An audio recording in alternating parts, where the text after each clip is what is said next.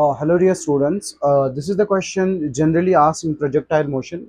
Question ऐसा होता है कि एक body is projected from ground with speed u at an angle theta from horizontal और हमसे ये पूछा जाता है कि किस टाइम के बाद इनिशियल वेलोसिटी और फाइनल वेलोसिटी किसी भी टाइम पे एक टाइम पे दे विल गेट परपेंडिकुलर, कितने टाइम बाद वो परपेंडिकुलर हो जाएंगे और वो स्पीड बताइए जहाँ पे ये दोनों वेलोसिटीज या उस टाइम पे वेलोसिटी बताइए जहाँ पे या स्पीड बताइए सॉरी जहाँ पे वो परपेंडिकुलर हो जाएगी।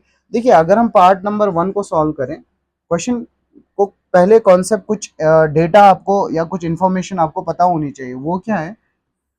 अगर एक प्रोजेक्टाइल प्रोजेक्ट किया आपने किसी वेलोसिटी से, मान लेते this is the initial velocity u और वेलोसिटी का डायरेक्शन हम कैसे निकालते हैं? पाथ के अलोंग टेंजेंट ड्रॉ करते हैं। सो this is the final velocity let's say v। मैंने यहीं पे ड्रॉ क्यों किया? कॉन्सेप्ट समझना।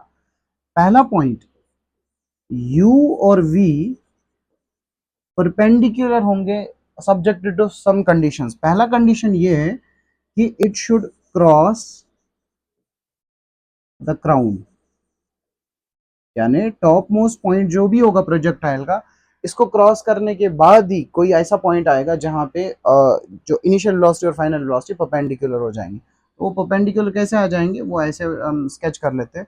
दूसरा पॉइंट, अगर एंगल ऑफ प्रोजेक्शन ग्रेटर और इक्वल टू 45 है then only it is possible, then only possible है u और v जो है परपेंडिकुलर हो जाएंगे। अगर थीटा लेस देन 45 है, अगर आपने किसी प्रोजेक्शन को लेस देन 45 पे फेंका, ये तो u है, तो v परपेंडिकुलर आने से पहले ही ग्राउंड के साथ टकरा जाता है। तो these are three important conditions कि पहले u और v क्राउन को क्रॉस करने चाहिए। अब इस कॉन्सेप्ट क्वेश्चन को लेट्स डिस्कस। देखिए क्वेश्चन क्या कह रहा है? क्वेश्चन कह रहा है मैंने एक प्रोजेक्टाइल लिया और इस प्रोजेक्टाइल को प्रोजेक्ट करना है। Let's say this projectile is projected और इसको u वेलोसिटी से फेंका और ये वो पॉइंट है जहाँ पे वेलोसिटी v है और जहाँ पे ये दोनों क्या हो गए? परपेंडिकुलर। और मुझे अगर परपेंडिकुलर दिखाना हो तो मैं अलोंग पाथ टेंजेंट ड्रॉ कर लेता हूँ। This is the velocity at this time. तो हमें पता है there is a difference velocity at certain height, velocity at certain time. तो अगर मैं निकालूं इसकी, मैं इनिशियल वेलोसिटी बोलूं, let's say this is the initial velocity, वो किसके बराबर है? U i, that is u cos theta i cap, vector quantity है, plus u sine theta j cap, ये इनिशियल वेलोसिटी है। अब पहला सवाल मेरे से पूछा गया था कि वो टाइम बताइए जहां पे ये परपेंडिकुलर होंगे। तो मैं इस after time T, let's say मुझे निकालना है इसी प्रोजेक्टाइल की वेलोसिटी आफ्टर टाइम टी। तो मैंने उसको लिखा, मान लेते वी से डिनोट किया, वी फाइनल या वी लिख दो। तो मैं लिखूंगा, हमें पता है एंटायर प्रोजेक्टाइल मोशन में हॉरिजॉन्टल कंपोनेंट चेंज नहीं होता, it's only the vertical component which changes. तो इसका जो वर्टिकल कंपोनेंट है वो चेंज हो जाएगा। वो किस हिसाब से चेंज होगा? तो हम जानते हैं that is actually nothing but you sine theta plus 80, ए को जी से कन्वर्ट करना है, माइनस जी लेना है as per the sign convention. तो ये अकॉर्डिंगली जे है। नाउ मेरे से यही पूछा है ये टाइम की वैल्यू बताइए जब ये दोनों परपेंडिकुलर हो जाएंगे। अब दोनों क्वांटिटीज वेक्टर क्वांटिटीज है और हम ये जानते हैं जब हमारे पास दो वेक्टर क्वांटिटीज होते हैं, अगर वो परपेंडिकुलर हैं, in case they are perpendicular, their dot product will be zero. Orthogonal vectors का डॉट प्रोडक्ट क्या होता है? जीरो। तो मैं इन दोनों का डॉट प्रोडक्ट कर लेता हूँ u डॉट v का।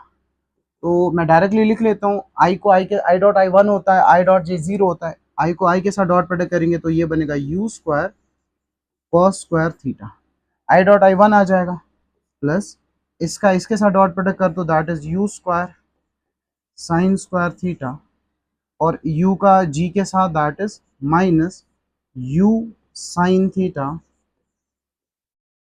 u sine theta into g t. Fine.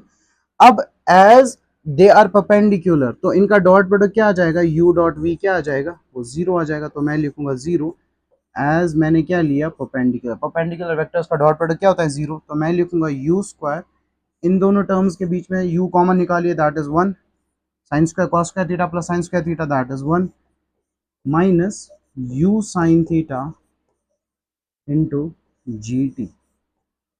अब इस इक्वेशन को अगर हम इधर ले आएंगे या इसको इधर लिख दो, u sine theta g t is equal to u square, u से u cancel, so what you are going to get from this, जो टाइम की वैल्यू आ जाएगी वो कितनी आ जाएगी, u डिवाइडेड बाय साइन जी।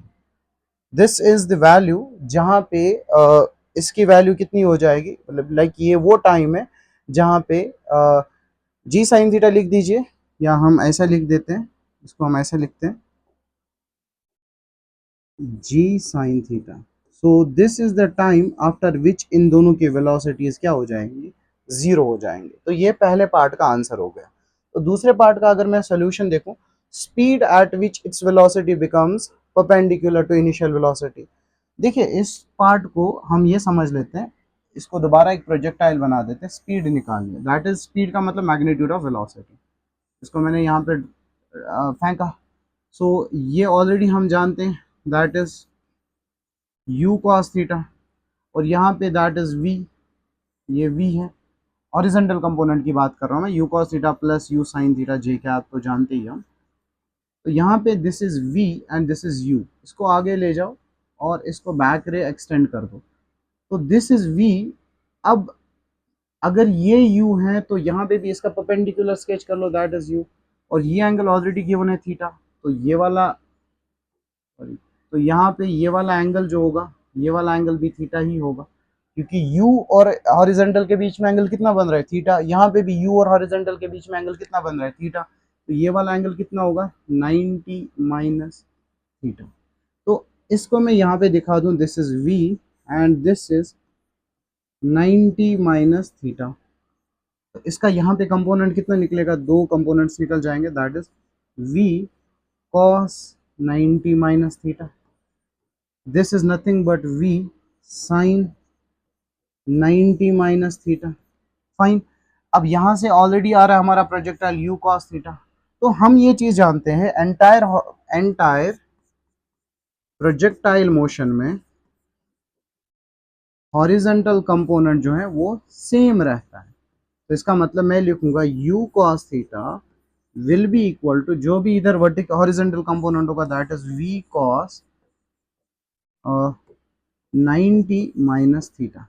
तो that is u cos theta, और v cos 90 माइनस थीटा किसके बराबर है, साइन थीटा। तो यहाँ पे हमारे पास आंसर आ जाएगा, जो हमसे v पूछा है या उस टाइम पे स्पीड, तो v की वैल्यू कितनी आ जाएगी, u cos theta divided by sine theta. तो v की वैल्यू आ जाएगी u cot थीटा। तो ये वो स्पीड है जब ये दोनों परपेंडिकुलर हो जाएंगे, यहाँ पे ये स्पीड, क्योंकि हमें डियर स्टूडेंट्स इस टर्म और इस टर्म के बीच में फर्क समझना है। ये वेक्टर है, ये इसका मैग्नीट्यूड है, ये भी उस वेक्टर का मैग्नीट्यूड, ये सारी स्पीड, ये दोनों स्पीड्स हैं, ये स्केलर है।